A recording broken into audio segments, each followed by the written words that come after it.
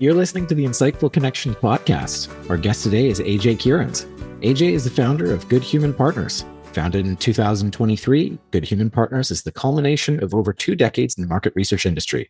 Having firsthand experience across roles and departments, GHP has built its business on service and finding the right solution. They're not one size fits all and truly believe in the work and the trust it takes to be a true partner. Their strength is in service, and they work to earn your business one project at a time. Prior to founding Good Human Partners, AJ was a web design and system support specialist at SSI, lead survey programming for North America, also at SSI, and senior sales director at Critical Mix, prior to becoming vice president of sales at DISQO.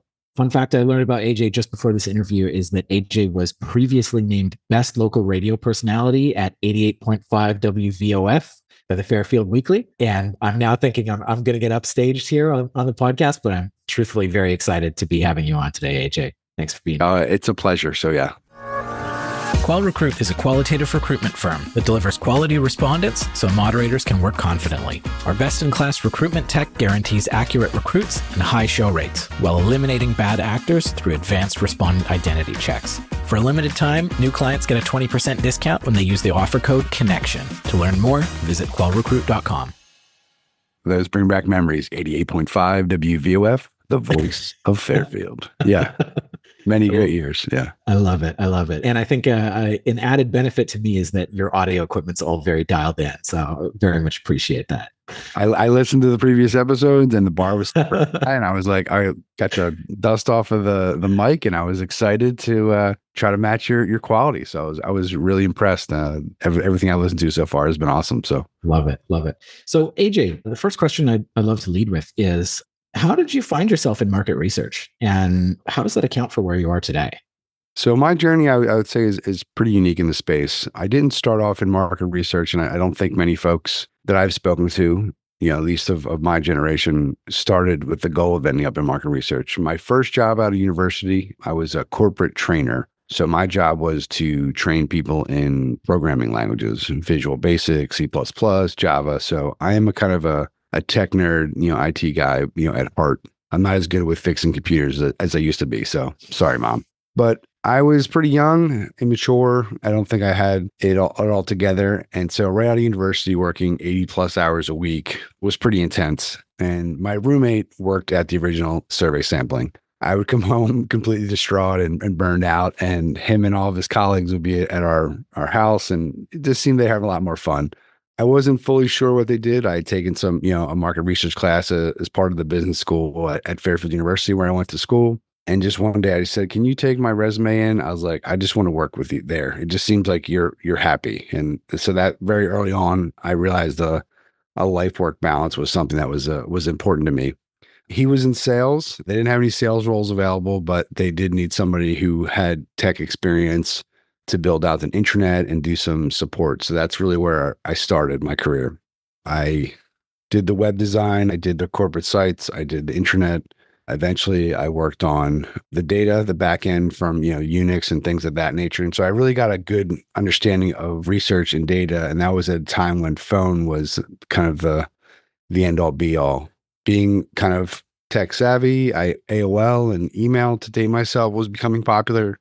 I remember suggesting, to my boss that, "Hey, I think that there's gonna be a new way to intake data. We should start doing these online surveys." They laughed at me. They were like, "Oh, that's cute. We're going to stay with the phone."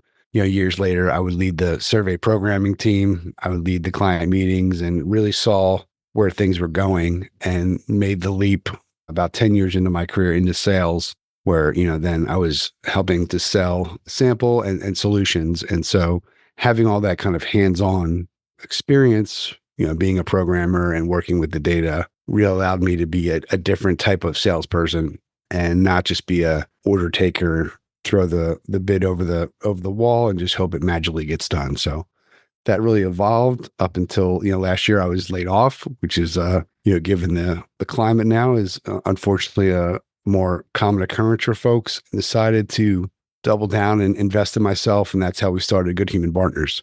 So one of the things that, is really interesting to me there is it sounds like you kind of had a front row seat for the transition kind of from Caddy, how I think, everything was really getting done up until probably actually more recently than we might, often acknowledge. to the more online driven data collection. And I'm curious, kind of what your takeaways were from that transition. How did that maybe improve the industry, and what were some of the consequences of that change that we've seen? Yeah, it's really interesting because I vividly remember the first panel we had. It was called Survey Spot. It was a cute little Dalmatian dog. There's some photos of me dressed as Survey Spot, kind of thing of the university mascot with a big head. But at that time, we were charging clients to send emails, not the completes, not a CPI. It was per send because of there wasn't as many email addresses that were available. And it was a really high amount of money in comparison to now what people will pay for a complete. And it was really mind boggling at the time. It was just kind of like, I think we had nothing to compare it to. It was really this new way of making money. And it was just it was shocking. Even the tools at the time weren't really overly complex with allowing for complex logic or piping or anything like that. I know the tool we had it built in house, everything had to be on one page. And so to see that evolve was really cool. To now where we are, I think, is that email is so abundant. People have multiple email addresses. You have an address that you use for spam or purchasing or mailing lists. And it's gone the other way, with data quality. And I think that it's just become more of a concern for the industry. I think that we really, there is a great group of people and organizations that are really focused on it. But I think that it is a concern. And there's, two schools of thought. I know there's folks that are actively working to fix it. But part of my concern is that there's now revenue streams that are tied to flagging bad data. And now businesses need there to be bad data in order for them to make revenue.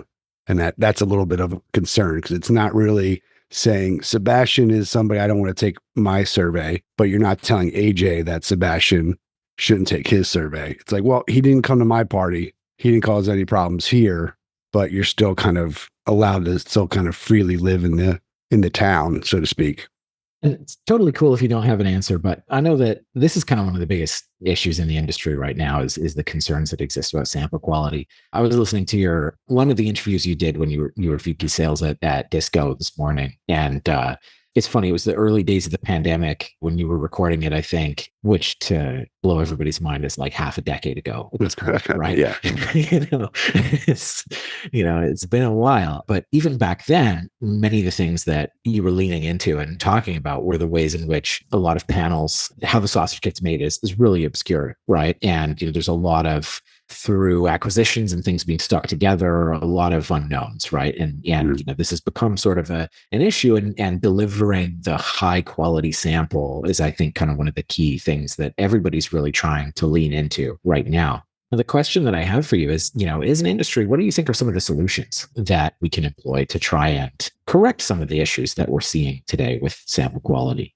Well, I think one of the things is that there's not one solution for everything. I think each of the solutions that are out there are very powerful. But even at one of my, previous companies and speaking to others, if you take some of the same tools and put them against the same data sets, they find different flags.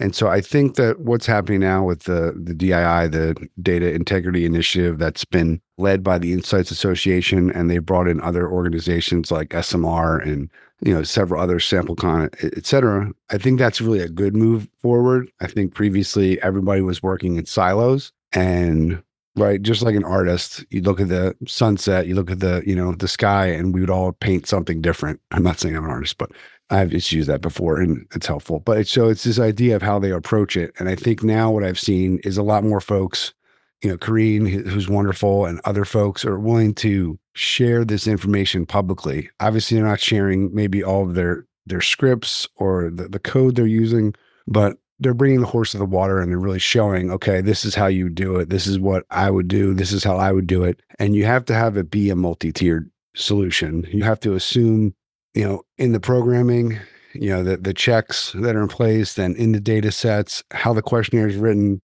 and then also with the Bill of Rights that they're working on for the consumer or the survey taker, was the survey poorly written in a way that was just kind of abusing somebody and not really, taking their time into consideration. And the realities of that also, they might be tired. The question you might ask them might not have a logical answer. And so they're not trying to be malicious or the minutia that you're asking them is not something that's top of mind for them. And so it has to really be a multi-tiered approach. So I'm not trying to skirt by saying I don't have the answer, but I think that you have to really think about it from every level. And as a service provider at the sample, everyone should have a way that they're doing it, that when that conversation comes up, they're saying, these are the things that we do. And a lot of those solutions can overlay each other and support each other. The extreme of that, which I've seen, is that there are folks who just don't believe that some of these people are able to be found. And so you also have to come to the table with like integrity and honesty and transparency about your perspective on things. Because if you're just trying to shoot everything down as being bad data quality, then everything's going to be bad data quality. So we've had that a few times where it's, oh, these open ends are too good. Okay, we'll bring in another partner. Oh, those aren't good enough. It's like, why don't you tell me what you want them to say? And then we'll go from there. And so that also happens also. It's kind of, we've come a long way, but sometimes folks can be stubborn. And so I think that communication and being open to new ways of doing things is really important. Yeah, no, it's just to echo what you're saying. I've found myself in a couple of situations where it's kind of the same thing, where confidence in data is shaken for somebody that you're working with. And I think it can be such a challenging situation because, like you pointed out, when you're ready to see that the data is all fake, it's easy for it to look that way, right? The open ends can be too bad or the open ends can be too good. And where exactly is the believable medium where you accept that they're real people that qualified can be very difficult to tease out. I recruit qualitative studies. Most of my partners are agencies in space, right? And once you have that concern introduced, it's very hard to assuage. And I just think to myself, like, if this is how we're looking at each other as partners within the agencies, how can our clients potentially be looking at our data as well, right? If this is the degree of confidence we have in each other, then how do we project confidence outside the industry to the people who are ultimately paying for these insights? I think that touches on how significant of an issue this is, right? And how potentially damaging. Right, because what I like about qual, and this is one of the things I've really come to appreciate, is it's a conversation. And so a lot of times I think with open ends and quant, it's this idea that this person who's taking this survey may be in between their feeding their family or on the train or wherever they are, that they need to write this verbose, thesis level answer to a question. And a lot of times that's not how people talk or how do they engage with each other. And so it's kind of, oh, this, that, and the other. So it's interesting. I mean, obviously we have the obvious things of ChatGPT and AI, and I think it's super smart where, some firms now they're using the properties of seeing how much time was spent in the open-end field and, kind of from when information was put in from a second perspective, like the copy paste and disabling that. So there's a lot of cool tools out there. But if we want to have a conversation and learn about people, sometimes when people leave the office, they don't want to have to talk like they're, a college professor, or I don't know. Some of my favorite professors weren't necessarily the ones who spoke down to me. Good conversations don't always happen using the biggest words. So AJ, one of the things that, you and I were chatting about before we got started today was, I think, kind of what you've learned about the power of small businesses in the industry and the contribution that they have to make. And I was wondering if you could tell me a little bit more about that.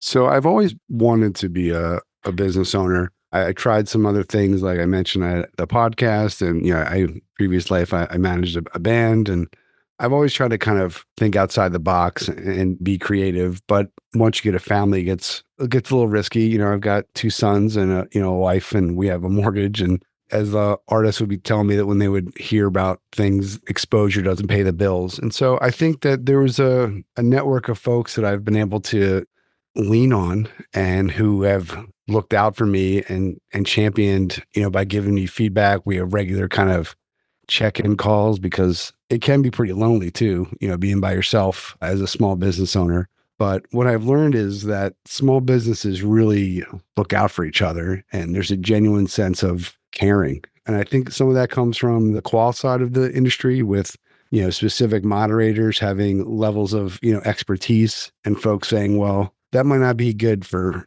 my business, but I know so-and-so who's really great at that, or they're bilingual, or reach out to this person. And so the idea of Good Human Partners is finding the best people, best partners for the job that doesn't have any kind of agenda. So they might be more expensive. It might be longer to work with them. They might have these other things, but if they're the best for the job and I'm trying to do the best job for my client, that's usually where I start from. And so I love small businesses. I think that when I'm trying to decide what conferences to go to or where to go, I look to see what other small businesses are going there, because now that I'm responsible for paying for those tickets, it's not as like, oh, cool, marketing sending me and I can just go wherever I want and I have this unlimited, if anyone's listening, I don't have a limited expense account, but you know what I mean? Like it's just kind of that freedom that maybe in the past I took for granted. So I think when you have to decide where every dollar goes, it's nice to have that. And as I said before,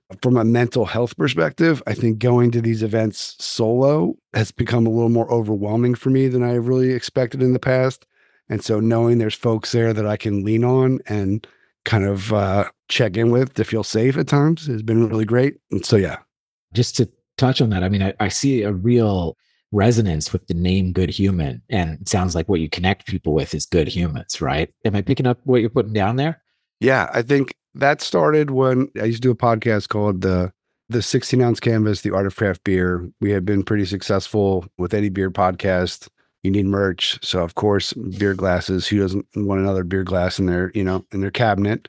And originally we were just going to have to say The Art of Craft Beer. It was right before the pandemic hit. And then the pandemic hit and we were about to go to print. We had an artist in Maine, Ryan Adams, who's incredible. And I kind of thought one of the weird things of the pandemic was that our industry didn't really close down. We actually flourished. Yeah. And so there was this reality of people who were struggling. I was seeing it with my kids at school, my wife as a teacher. I was seeing, people with jobs that just were losing their jobs. And so the idea of asking people for money, especially during that time, felt awkward to me. And so we decided I didn't really need the money. Who could use the money? And Ryan and I had some local businesses in Maine that we had in common.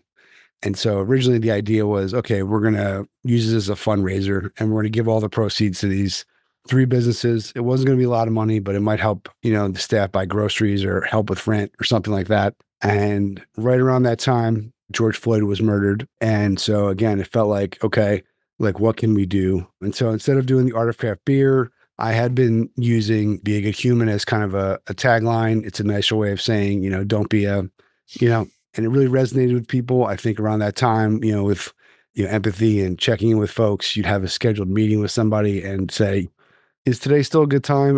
Because those days things could change overnight. A family member could be sick or in the hospital, and trying to sell somebody a sample, while I needed to hit a quota wasn't really like a life important thing. And so we decided to increase the supply of the glasses. Legal Defense Fund was the additional donation. We had it say Be a Good Human, and it really kind of took off from there. And it's something I've proudly been using. I've seen other folks use it, referring to others. And the idea of good is that we're all flawed. No one's perfect, but that we're striving just to be better.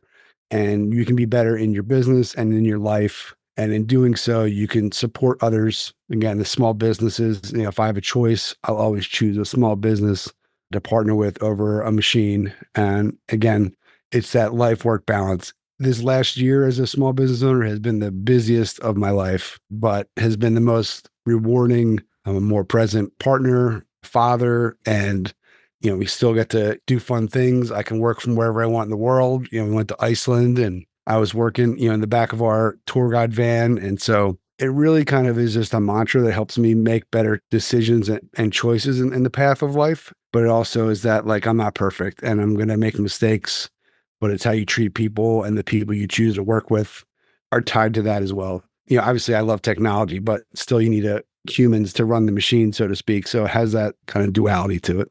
Love it. And you're killing it, man. So glad to hear that everything's going the up and up. It's rare to hear somebody say, my company's doing well and, my work-life balance is great and I'm present for my family. Like kudos. Cause yeah, they go to sleep and I work. I work, and I work and I can't turn my brain off. Probably like you, when we're at the soccer field, I'm thinking, okay, as soon as we get home, but if I block off meetings and what have you, I'm now becoming a morning person, which I never thought was possible. And so that's been good too. So yeah, we'll see. Yeah. Awesome. AJ, what keeps you motivated?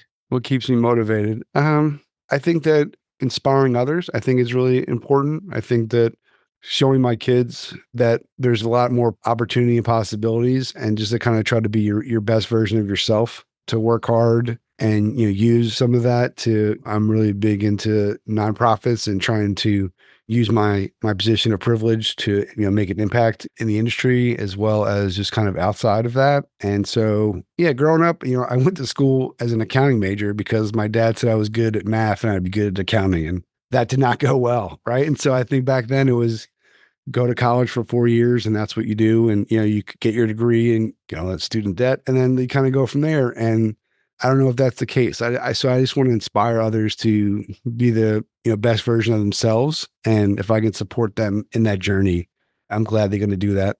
Awesome. AJ, thanks so much for chatting with me today. Thank you so much for having me. It's been great.